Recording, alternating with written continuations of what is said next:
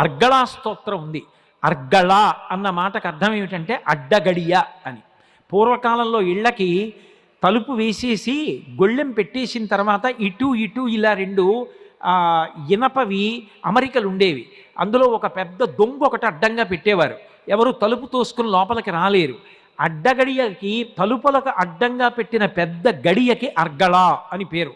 అర్గళా స్తోత్రము అన్న మాటకు అర్థం ఏమిటంటే ఏ దుర్మార్గ భావనలు మా మనసు యందు ప్రచోదనము కాకుండుగాక. ఒక్కటి జ్ఞాపకం పెట్టుకోండి, ఒక మంచి పని జరిగినా ఒక చెడు పని జరిగినా దానికి విత్తనం ఎక్కడుంది అంటే మనసులో ముందు భావం ఉన్నది. నేరము జరిగిన తరువాత తెలుస్తుంది, భావం పట్టుకోలేరు, సాధ్యం కాదు. వీధిలో ఎవరో ఒక వ్యక్తి నిలబడ్డాడనుకోండి, అతను ఏ భావనతో నిలబడ్డారో ఎవరు కనిపెట్టగలడు?